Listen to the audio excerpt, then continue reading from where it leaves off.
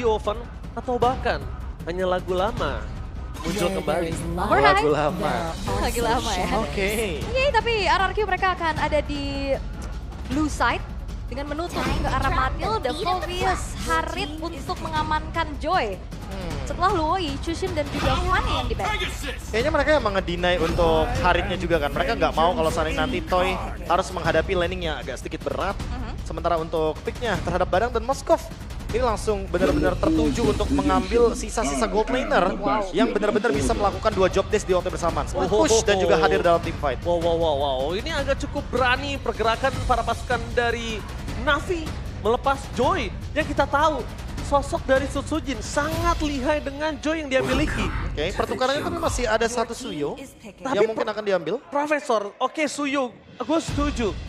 Tapi in the end of the day dalam kondisi seperti ini, Gatot Kaca, Granger juga harus dihitung. Iya, berarti Mungkin yang bikin dari seberang mahal adalah badangnya. Badangnya udah pasti ini di level 4 terutama nanti ketika ada turtle. Setupnya harus benar-benar dimenangkan sama Navi. Mereka udah punya 2 setup yang luar biasa kuat banget. Suyo, Badang. Ini tidak ada alasan kalau mereka absen tiba-tiba dalam turtle pertama. Objektif ya. Objektif harus Tapi didapatkan. RRQ mereka udah langsung dengan fase yang cepet banget juga. Gatot Kaca yang diambil yang setidaknya ini bisa mengganggu setup yang dilakukan sama Navi, Prof. Iya, Gatot udah pasti flex. Dia juga di area river lumayan menguasai. Dan jatuhnya dengan AOG, Avatar of Guardian, nah dia bisa hadir ke area mid lane atau bahkan side lanes ketika dia berada di tengah-tengah area sungai. Yap, masih fleksibel ya Ya, untuk betul. Gatot Kacanya juga. Namun Yves yang akan ditutup cukup respect terhadap Rins ya, 3 hero mid lane. Nah aku merasa kayaknya Varsnya juga bakal masuk dalam fase ban nantinya kelima. Habis itu selanjutnya picknya akan di tangan dari Navi. Ini sebuah keuntungan sekali untuk Navi. Untuk Kalau- menutup ke arah Mid Storm Prince. lanernya ya? Iya. Ya mid laner yang mungkin jadi tersisa sedikit ya pilihannya. Tapi kalau ngelihat X Magic sebagai finals MVP juga di MDL season 9 kemarin, Vexana dia yang sangat powerful. Ya, Vexana ya, hero utility yang tentu akan sangat membantu sekali bagi Badang dan juga Suyo dalam melakukan sebuah setup. Tapi chip yang ditutup, mereka nggak mau kalau seandainya nanti Moskov lagi sendirian, coba split push, tiba-tiba ternyata ada portal. Kaget ya. Kaget langsung. ya, ya. Wah, why walk dari mana nih? Oke, last ban dari RRQ. Setelah ada high loss yang ditutup, target ke arah Romer lagi kah? Hero-hero dari Hanafi. Oke. Romer ya. Ya masih untuk sekarang mungkin masih ada Khalid, Gua masih ada Chow juga. Romer support kayaknya bisa harus dipertimbangkan ya kalau menurut saya pribadi ya. Karena ini bisa saja membuat para pasukan dari tim Navi ini merespon kalau ngomongin sisi Romer yang tiba-tiba di-switch dengan Badang. Kita bisa melihat Badang untuk Romer dan Badang untuk Kars. Oke. Ini possibility-nya Dua besar. sisi ya. Masih besar possibility-nya kalau untuk saat ini. Oke. Tapi ya, Aether juga punya prestasi. Ya, Nomor banyak 1 damage per game as jungler di MPL ID season 14. Damage per game yang tertinggi juga. Total gamenya 20 kali. Tapi unique pick heroes-nya nih masih 6. Berarti masih belum terlalu banyak ya. Oke, mungkin mulai ditingkatkan sedikit dengan ada Suyo juga dan Vexana. Itu dia. Untuk X Magic, jadi Hanafinya bakal mungkin mendapatkan flexible aspect dan Varsha. Seperti yang aku mention sebelumnya, dan Cici. Ini jatuhnya untuk ngedeny kalau seandainya Lucas mau diambil sama Navi. Iya betul sekali. Oke. Karena kalau Lukas diambil ini tandanya Badang akan dirotasi. Dan kali ini mereka harus mikirin apakah Badangnya jadi kita rotasi. Atau tadi seperti apa yang dibilang sama Prof. Feb, Yes, ada Kars jago edit. ada Kars jago edit. Ya why not, untuk game pembuka, Oke. Hero Power nggak ada salahnya kok. Iya, debut. Why not? Dan itu juga bukan menjadi hero yang harus dipertimbangkan di band kan. Iya. Jadi nggak masalah untuk mereka memperebutkan hal tersebut. Atau kalau misalkan kita asumsikan kembali Badangnya akan di EXP, ROM apa untuk Hanafi? Kalau Rob untuk Hanafi kayaknya harus hero yang bisa nangkep Joy juga sih. Mungkin Tigreal, Oke. Tigreal, Suyo, Vexana. Ini bisa menciptakan sebuah momentum yang indah seperti untuk objektif. Ya, dan Suyo ini juga appearance-nya lumayan banyak ya, 15 kali pick dengan 53% win rate dan Chow. Wow, Romer. Stopper. Ya, everlasting meta ya. Romer, ini gila. Chow. Tapi Chow ya, Aha. mau di meta apapun, mau di pilar apapun, dari gua masuk di MPL Indonesia sebagai caster di season 1, bahkan season 0, pas qualifier, Chow sampai sekarang selalu hadir. Dan bisa di mana-mana Dan lagi. bisa di mana-mana, EXP, Gold, Jungler. Romer, Jungler, Super bisa. Oke, kalau gitu saya ajukan. mid lane. Saya ajukan season depan skin MPL-nya Chow. Oke, boleh. Gue setuju, Ya, gue setuju. kepake terus soalnya. Kalau perlu season M series apa tahun ini Chow? Wow. Kan kita udah Sebelumnya- menghapuskan marksman ya. Ya kan, soalnya Marsman udah nggak ada lagi kemungkinan. Iya makanya. Ya kan, kemarin untung dapat sih gue. Cloud. Oke. Tapi kita akan lihat eksekusinya akan seperti apa nih. Para Youngblood, Youngblood. Na'Vi, penantang baru, mampukah mereka mengkodeta dari segala raja?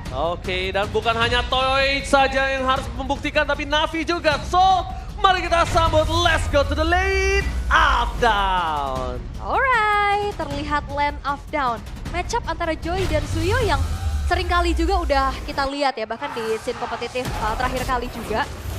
Dan seharusnya seperti apa yang tadi Prof KB bilang, untuk segi kontrol objektifnya harusnya Na'Vi lebih unggul. Seharusnya. Seharusnya secara komposisi. Secara komposisi, mereka punya Chow. Ini udah bisa ngebukain map dengan mudah banget. Oke. Dan memang permasalahan mungkin yang nanti akan dihadapi Na'Vi ketika mid game adalah poke damage yang begitu konsisten dari RRQ. Mereka punya Farsha, mereka punya Granger.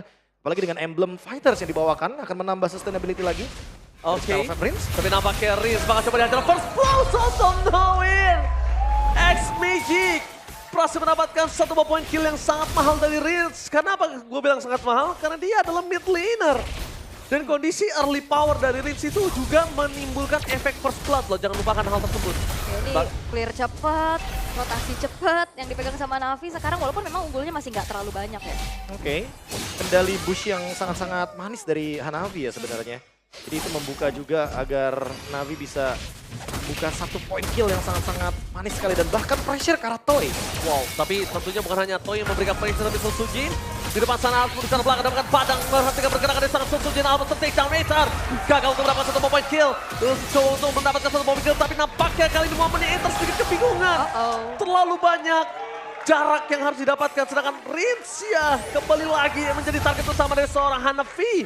Meanwhile, 2 poin kill didapatkan dari Naviel. Wah ini targeting yang dilakukan sama Hanafi juga udah siapa aja yang di depan dimakan. Cuman ada satu Purify aja yang dibawa sama RRQ, Prof. Ya, dan jangan lupa juga sih, tadi kan teman-teman dari RRQ coba buat invade jungle. Dan itu di bawah menit kedua, jadi otomatis damage yang diberikan sama member Na'Vi pasti bakal lebih menyakitkan. Apalagi di dalam area jungle dari Na'Vi-nya. Dan setup seperti yang tadi kita mention, sekarang Suyonya, Aether. Dia ada di orange buff. Menandakan kalau misalkan berarti RRQ malah dapetin keuntungan karena akan memberikan Setsujin level kelimanya. Oke, informasi dapatkan combat situation CV versus Toy. Sekeras mau tapi kali ini sedikit tadi dikeluarkan secara CV. Walhasil, Toy still survive di atas top lane. Memberikan informasi yang sangat mahal, bahkan para pasukan dari tim Na'Vi kali ini mencoba untuk melakukan takeover terhadap Turtle Cars. Sudah standby on position. Oh minim info kayaknya juga nggak ngebuat dari RRQ langsung set up duluan ke arah dari turtle-nya. Ternyata sekarang bakal coba untuk ditarik ulur. Targetnya itu juga seorang Ido. Dan bahkan para pasukan dari tim Na'Vi kali ini Hanafi harus gerbang dengan flicker defensif.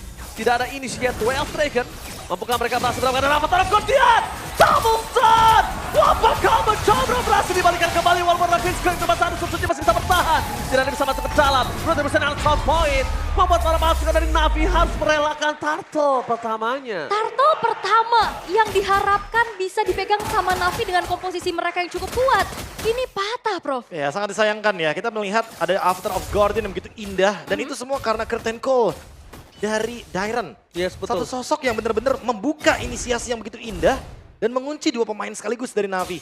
Sehingga mereka nggak bisa masuk lebih dalam lagi ke area turtle. Yang tadinya kita melihat Suyo ini benar-benar kayak harus dapetin perfect objektif. Kayaknya harus diurungkan niatnya. Malah sekarang Setsujin dapetin keuntungan. Dia akan lebih lead lagi dari level. Dan nanti di menit yang kelima dia pasti bakal solo farm di far lane-nya. Lihat Daironnya, dia benar-benar respect sekali dengan Cars. Dia nggak mau head to head, dia cuma main poking aja di sini. Dia main aman banget ya. Tapi kalau ngelihat juga tadi di area gold lane-nya yang ada pressure besar yang diberikan oleh Shive terhadap Toy. Thanks to Turtle juga yang nge-share dari EXP. Ngebuat dari levelnya juga nggak ketertinggalan banget. Ya walaupun tadi ada beberapa laning yang harus direlakan ya. Karena 1v1-nya terlalu menegangkan seperti di bagian gold lane. Jadi harus ditunggu terlebih dahulu, tapi Hanafi. Oh Ido, benar-benar dia on moment yang sangat tepat. Dia langsung menuju ke arah bush yang agak cukup ragu kita lihat tadi ya. Sebenarnya nggak ada yang tahu di situ ada Hanafi, cuma ragu aja. That's why Ido langsung ngecek boost dengan Unbreakable. Oh, udah strike-nya hanya untuk mengusir saja X-Magic. Dan belum ada inisiasi lagi nih dengan adanya peak of power yang dimiliki oleh Hanafi. Dan ternyata gold lane-nya juga dibiarkan saja mandiri ini. Karena ada Purify juga kan. Dan kebetulan Hanafi masih cooldown dari flicker tadi barusan. Dan sekarang ready, mungkin sekarang harus menciptakan momentum. Karena Aether juga harus mengejar ketertinggalan yang tadi didapatkan. Sehingga nanti di turtle yang kedua mereka nggak bakal mendapatkan treatment yang serupa. Takutnya nanti kena EOG lagi untuk kedua kalinya karena Idok masih menahan nih ultimate-nya dari tadi. Tapi dia kelihatan sih, main chow-nya udah cukup fasih dia. Oke. Cara gunain Senpu sama Jet Gundonya fasih, tapi lihat di sini. Oh, Hanafi kalau coba untuk memberikan sedikit distraction. Dan no, Solo kill? Solo kill? No way! Solo kill dari Toy. Beraniar Goldlin memberikan keuntungan sangat mahal untuk para pasukan dari tim RRQ. Ido, standby, Fishcrack menuju ke arah depan sana, menuju ke arah seorang Ido dan kawan-kawan amat terus kiat. Berhasil mendapatkan Aether, terperangkap dengan damage yang terlalu besar. Susujin bebas untuk menarik ke arah belakang. Mereka kehilangan the power of retribution. Dan Susujin masih mau lebih! Looking for triple kill, Susujin. Menarik dengan indah tapi ternyata terperangkap di depan sana dengan ada CV. Susujin mampukah bertahan, mencoba recover seorang Ido dan Susujin.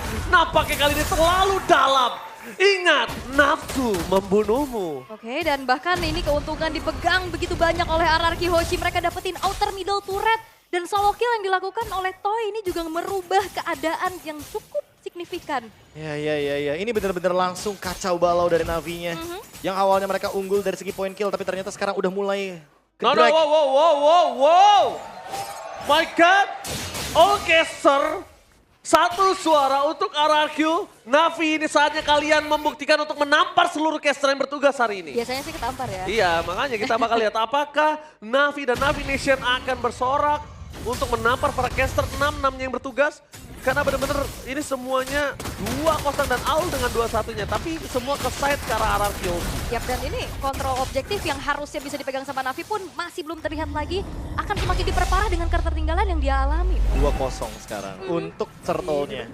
Jadi menurutku lagi-lagi untuk di bagian gold lane-nya akan sangat terbantu sekali dan ini bencana kecil. Ini bencana, itu kecil. Iya sedikit soalnya karena masih 3.000 gold masih possible untuk dikejar namun kayaknya pressure-nya gak bakal lepas dari RRQ. Lihat bagaimana Dairen yang benar-benar nge-zone out dan menjaga atau maintain dari pasifnya. Buff baru dari Cici nih karena pasifnya berkurangnya pelan-pelan.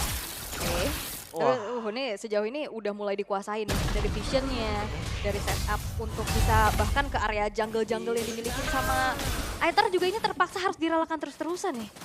Ini itu dia pertanyaan aku ketika mereka berani untuk ngepas Joy itu kan menjadi pertanyaan tanda tanya besar menurut saya pribadi ya, jujur. Agak cukup berat loh membuka Joy untuk seorang Susujin dengan kondisi mereka tahu Joy kali ini masih belum ada perubahan yang signifikan untuk di nerf. Dan Susujin power dengan hal tersebut. Ya dan walaupun pertukarannya dengan adanya Suyo ya.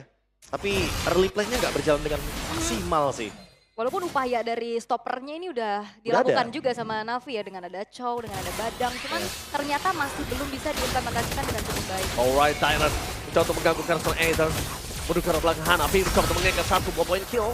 Tapi nampaknya mereka mengurungkan niat. Informasi yang didapatkan dengan Retribution ini juga nggak sebanding dengan adanya objektif yang masih cukup lama. Jadi waktu dari objektif dan Retribution ini masih stabil, masih equal gitu loh, nggak rugi. Yep. Dan rotasi yang dilakukan sama Hanafi juga memang berkutat di area river aja ya. Nggak terlalu yang coba untuk makan ke arah gold atau EXP-nya. Lebih berfokus untuk ya kuasain area tengah. Luar biasa ya, formasi 4-1 untuk pressure ya. Karena ada Rins dan juga kebetulan ada Toy dengan hero-hero yang jaraknya sangat jauh. Dead Sonata, Feather Air Strike. Keduanya tentu bisa memberikan poke damage yang sangat-sangat luar biasa. Apalagi kalau misalkan untuk ngomongin sekarang nih. Susujin hampir selesai dengan Holy Crystal. Dia udah ready banget untuk teamfight 5. Sementara dengan adanya Sky Pierce yang dimiliki sama Toy tadi, ini juga akan menambah daya dobrak dari RRQ untuk bisa melakukan eksekusi. Iya. Pertama lagi Toy juga bukan damage dealer utama, dia tuh Sky Fisher-nya ini, dia akan sangat membantu ketika banyak banget damage yang dikeluarkan oleh Susujin dan juga Dairen itu tidak tereksekusi, Prof. Iya, dan Jadi jangan dia lupa. sebenarnya bukan ujung tombak banget dengan Sky Fisher ini. Iya, karena pilihan dari emblem awalnya aja Fighters. Yes, Dia betul. ingin bertahan hidup dan bisa mendeliver damage sebanyak mungkin. Iya benar, survive ya. Mode Survive survive mode-nya. aja Iya, ya. Iya. survival mode. Oke, dan juga turtle yang ketiga memang tidak dimunculkan. Langsung dirubah menjadi Lord yang langsung pula didapatkan dan spawn di arah top lane milik dari RRQ Hoshi. Temponya memang pelan-pelan, tapi ini cukup mematikan loh. Nah itu dia, kayak pressure without killing kan. Itu bener-bener kejam banget karena tiba-tiba buff hilang, turret hilang, dan pressure-nya nggak berhenti. Dairen bener-bener nge-zone out, memberikan informasi agar tinggal datang aja Susujinya. Oke, Dan kali ini Navi mereka harus melakukan defense terlebih dahulu karena RRQ juga sedang mengontrol nih. Slow push, walaupun memang masih Lord yang pertama. Tapi Masih. kalau bicara tentang high ground apakah cukup kuat untuk Navi? Ya kalau ngomongin high ground masih ada Moskov sih dari Shive. Oke. Mungkin itu bakal jadi jawaban. Tapi let's see, apakah nanti Shive tidak akan mendapatkan ya gangguan serupa ya. Karena dari tadi Sujin datang tiba-tiba udah 3 stack, tinggal nyanyi dia dengan Electrify Beams. Yes, dan juga kayak Navi mereka punya PR untuk bisa menjangkau lini belakang ya. Yes. Kayak main front to back kayaknya agak susah. Agak susah emang. Dia harus main front to back. Dan harus nunggu juga ini untuk Shive jadi Trinity dulu. Masih banyak banget syarat untuk comeback dari Navi. Masalahnya di menit yang ke-10 mereka sudah hampir saja kehilangan satu batuan Avatar Kertian. Berhasil menangkap satu Aether. Dan lagi bisa diselamatkan dan bahkan di depan sana Well saya akan menjaga seorang Idok tidak bisa di-follow dengan damage. Masih terlalu keras fokus ke arah base-nya. Mereka nggak peduli apa yang terjadi. Di depan sana para pasukan dari tim RRQ mereka sadar tidak mau terlalu terburu-buru. Mereka lebih pengen merontokin semua base turret yang hadir. Nah ini pelan-pelan ya, tapi ini bakal ngasih pressure terus juga. Dan upaya kombinasi dari RRQ berjalan dengan cukup manis. Avatar of Guardian, Curtain Call dari tadi sinkron banget, Prof. Ya karena bikin miskom kan, yang satu mau maju, yang satu mau mundur. Terus tiba-tiba terjebak dengan adanya tali dari yoyonya Cici dan ya udah. EOG tinggal landing aja jadinya. Bener ya, mau kabur nggak bisa diikat. Harus bareng-bareng soalnya. Malah jadi enak buat Itu dia. targeting dari Avatar of Guardian-nya. Dan sekarang Navi mereka masih mencari jawaban untuk bisa melakukan defensif terlebih dahulu karena adanya lane jauh juga nih yang jadi PR walaupun ada Moskov. Setuju sih. Oke, lihat Moskovnya di poking. Wah. Lihat Hatta dan Tosar. Ether, what are you doing? What are you doing, Ether? Dia tahu kalau dia masuk sekali nggak akan bisa keluar dan seluruh pemain RRQ di depan sana. Wah itu keputusan yang menurut aku nggak bijak sih. Itu nggak bijak sekali, Profesor. Semua dealing damage masuk ke tubuh Suyo. Ya karena dia udah harus tahu itu akan terjadi loh, Prof. Ya, harus lebih hati-hati juga kan. Ini udah ada 3 kill loh dari Toy. Sky Pierce-nya udah sangat siap dan tetesannya. Oke, tetesan dari siapa yang damage dikeluarkan. Fokus menuju ke arah base turret yang dimiliki dari tim Navi. Nampaknya masih berdiri kokoh gagah menantang di depan sana tanpa harus bisa ditumbangkan. Mungkin next wave bisa mereka dapatkan. Atau mungkin trigger terhadap Lord. Ya ini nggak mau greedy juga ya, RRQ lagi nunggu ngeriset dulu biar menjadi Enhanced Lord di menit yang ke-12 karena ngelihat dari lane jauh yang udah mulai harusnya kelihatan nih dikontrol sama Shive, ya udah komit aja langsung menuju ke arah Lordnya. Iya. Dan ini bener-bener kayak udah tahu juga kan kalau bakal dapetin free terhadap Lordnya. Malah diganggu, lihat di bagian top lane. Shive, halo. Oh my god, informasi didapatkan Idok akan membuat CV. Kali ini sekerat one by one situation. Bakal coba dijemput. Para pasukan dari tim Navi. Mereka mencoba untuk menjemput tapi jangan lupakan. Satu bom pedal restreng dan Avatar Kertian. Menutup jalan para pasukan dari tim Navi untuk mundur. Curtain Call berhasil mengunci dua pemain di arah belakang sana. Dan bakal mereka kehilangan seorang Hanafi sebagai seorang roamer. Sky Piercer menghukum Hanafi di depan base-nya sendiri. Mencoba untuk backup justru malah terperangkap, itu yang dilakukan oleh Navi. Merelakan Shive tumbang mungkin harusnya nggak masalah. Tapi justru akan ada satu nyawa tambahan itu Hanafi dan RRQ. Mereka akan menabrak high ground dari Navi hanya menyisakan 3 pemain saja. Kalau ini udah ini bencana. Di depan sana para pasukan dari tim Navi mencoba untuk diporak-porandakan kehilangan seorang Padang dan juga Aether. Ini menjadi game yang sangat one-sided dan RRQ Hoshi take the game one. RRQ Hoshi membuka game pertama mereka dengan cukup baik. Objektif, dengan gameplay yang sabar dan begitu dewasa dipertunjukkan dan akhirnya dikonvert menjadi kemenangan yang begitu mutlak. Yes, gameplay yang benar-benar wise, tempo yang sangat pelan, tidak terlalu terburu-buru. Ini membuktikan para pasukan dari tim RRQ, mereka sadar mereka udah tidak harus bermain seperti sebelumnya. Dan sekarang mereka tinggal fokus untuk mendapatkan poin, kill, cutting, dan udah menang. Tinggal Dan jalanin gamenya. jalanin game Iya, itu. Karena semenjak awal kita udah mention kan, kalau misalkan Navi harus banget dapetin objektif secure-nya. Mereka punya Chow, mereka punya Badang, mereka punya Suyo Vex sana. Hero utility yang menurutku ya kompleksitinya udah lengkap banget gitu loh. Yep, dan apalagi kalau ngelihat dari line up-nya juga tentunya ya. RRQ ya mereka udah solid, makin solid bahkan tanpa adanya pergantian sama sekali kan kecuali dari Toy. Iya. Yang memang ya udah dia tinggal mengikuti aja. Anggap gini. RRQ nggak dapetin first turtle, nggak masalah. Joy masih bisa farming gitu Yes, kan. itu dia. Tapi kalau Suyo nggak dapetin first turtle, wah ini dampak ke depannya bakal agak repot nih karena Suyo hero yang cenderung early game-nya harus sedikit agresif. Ya dan terlalu banyak sisi sih tadi. Untuk ada Curse of Crow, ada combo dari Curtain Skull dan Avatar of Guardian yang ngebuat ini Moskov yang range-nya nggak jauh-jauh amat juga ya bakal lebih enak lagi untuk di outrange. Ya, dan RRQ tahu sih gimana caranya untuk bisa mengeksekusi yang namanya Free Lord. Yes. Mereka tugaskan Idok. Karena Idok bisa EOG tiba-tiba, walaupun nanti mungkin bakal di rush gitu kan di bagian Lordnya. Mereka bisa perang berempat. Ya bahkan kalau misalnya tadi kita lihat kondisi Idok untuk screening di arah top lane tadi. Bagusnya adalah kita anggap Idok akan di-invite ya. Dia masih punya EOG untuk skill escape. Yep. Ya. Jadi semua source skillnya ketika Lordnya muncul, itu nggak akan bisa ngedefense best turret dari Na'Vi. Dan seenggaknya let's say ada 30 detik lah untuk bisa setup dan regen dulu kan, recall sebentar. Ya nggak ada masalah sebenarnya. Apalagi tadi sampai force revitalize. Ya itu maksa ke depan sana itu menurut gua adalah salah satu hal.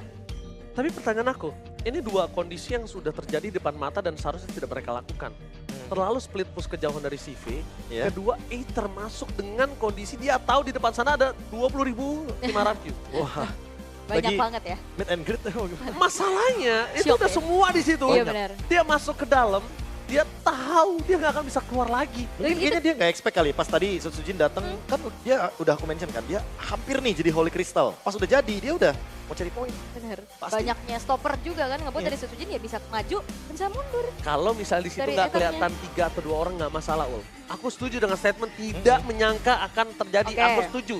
Iya, Tapi masalahnya fisiknya udah kelihatan di udah situ. kelihatan. Udah ada yang nembak-nembak Ya, tadi kasarnya. Grangernya kan. Kasarnya kalian gak usah mendekat juga mereka udah akan ngelakuin poking supaya kalian mundur dapetin base-nya. Itu logikanya. Bener gak saya? Iya, iya, iya. Tapi Walaupun kita tahu lah Suyo dia punya damage reduction ketika mode immortal tapi itu nggak ngejawab. Karena lagi lose condition kan anyway. Yes, betul. Dan itu oke kita akan lihat highlight ya Profesor dan juga Aus, silakan. Wah ini dari awal sih sebenarnya ya. Kayak dari keunggulan yang bisa dipegang sama RRQ. Dia dapetin 2 turtle, dia invade juga main ke belakang dan sepertinya ada zoom kamera terhadap Idok yang harusnya akan menjadi MVP of the game. Karena targeting dia dan upaya tadi yang terakhir Upaya akhirnya tadi sih, ya. ngebuat akhirnya jadi end game. Keputusan untuk free lordnya itu kan. Mereka udah tahu nih, oh gapnya 8.000 gold. Kalau Na'Vi masuk, ya udah mereka tinggal respon, ayo sini perang gitu kan. Tapi ya kalau misalkan Na'Vi-nya nggak mau masuk ya udah pasti Idoknya bakal bebas untuk bermain di area sungai atas. Karena kebetulan lordnya lagi di bawah dan dia emang paling masuk akal kalau emang main free lord itu main 4-1. Walaupun ya kita di awal udah sempat mention invade jungle first bloodnya Rims itu kayak jadi sebuah alasan dan secerca harapan kalau Na'Vi tuh pengen dapetin early advantage loh. Cuma kayak tiba-tiba lepas. Dan ini solo killnya nih yang sempet mungkin gak tertangkap kamera loh. Iya, karena memang secara range juga Granger unggul. Dan di sini upaya untuk target ke arah Dairon ternyata bukan target yang optimal nih. Bukan. Karena emang lagi-lagi Dairon di sini hanya menjadi first man yang nanti bakal di follow up. Ada tiba-tiba Rins di belakangnya, ada Sutsujin juga. Dan selalu lah, dia kayak minimal udah dapetin 2-3 dash. Jadi ya dia tinggal bernyanyi dengan electrifying beats. Dia udah bisa memberikan damage yang sangat eksplosif. Dan ini juga contoh combo lagi dengan Curtain Call dan juga Avatar of Guardian. Jadi udah pasti nggak bakal bisa escape. Dan ini juga nih yang tadi sempat dimention sama Ranger Mas. Pas Aethernya tiba-tiba dash in. Padahal itu adalah satu-satunya kunci jawaban untuk dia out juga kebetulan. Karena Suyo kan ya hold dan tap-nya beda nih. Beda. Kalau holdnya dia ofensif, tap-nya dia pas defensif banget. Ya, dan ini momen terakhir juga yang Curtain Skull-nya connect. Dan ini Vidora Ice Track sering banget ngeganggu, ngezoning out. Sampai akhirnya ya misalkan X-Magic sendirian juga nggak bisa ngapa-ngapain lagi. Ya, aku setuju. Oke, kita bakal langsung lihat juga item build-nya di mana ini sangat jauh banget berbalik belakang condong dari segi gold-nya. Ya, Oke. 13 menit 13 ya. Oh iya, 13-13 ya pas ya kebetulan ya. Tapi ya udah bukan jadi hal baru juga untuk Joy dengan 3 item utamanya. Starlium, lalu mungkin menuju ke Holy Crystal dan juga Wishing Lantern. Walaupun di nerf nggak ngaruh. Gak ngaruh. Iya, karena ketika 4 dash, Electrifying Beats itu minimal ya bisa menciptakan sampai dengan 900 damage. Jadi udah pasti butterfly-nya bakal keluar terus. Iya, dan kayak Joy ini kan Electrifying Beats sudah nggak immune kan. Dan 5 hero dari Na'Vi ini semuanya punya sisi dan itu nggak menghentikan dari Joy-nya Sutsujin. Iya, mungkin untuk sekarang lebih ke slow effect doang dan nggak berpengaruh banyak. Tapi ya lebih ke Sutsujinnya tahu timing kapan dia masuk sih. Kayak tadi tiba-tiba dia udah 3 stack ketemu Aethernya tiba-tiba masuk ke dalam, ya udah selesai. Wah. Aethernya sendirian. Dan ini objektif yang semua dipegang ya, bahkan dari Oh, turret ya. pun belum ada yang hancur loh dari RRQ. Even dengan Moskov loh. Dan fun fact-nya ini poin kill-nya semua juga jadi 13 kalau dijumlahkan. 9 Wow. tambah 4. Wow. Oke. Oke, cukup menarik. Semuanya tentang angka 13, tapi emang kalau kita ngomongin soal damage deal, balik lagi ya. Tadi udah sempat kita mention sebelumnya bahwa ada satu buah Sky Pierce yang jadi jawaban. Yes. Dan karena memang kombinasinya bareng sama Rin, sudah pasti damage deal yang dihasilkan sama Toy itu tinggi banget nanti. Dan kelihatan banget ya, poke terus-terusan Poke juga yang terus dilakukan. pokoknya. Walaupun memang nggak instan tumbang. Tapi ya dengan komposisi yang dibawa sama RRQ juga ini membuat dari Navi juga kebingungan nih. Gimana caranya untuk menjangkau lini belakang. Sedangkan depan mereka aja udah kacak-kacak sama skating powernya Dairon dan juga Idok. Ya, mereka udah bener-bener yang kayak kita mention sebelumnya. Mereka lepas dengan adanya Skylar Sentry. Sekarang mereka membawakan Toy. Jadi lebih bisa bermain 5-5-nya. Dan anggap carry-nya tadi di Sujin.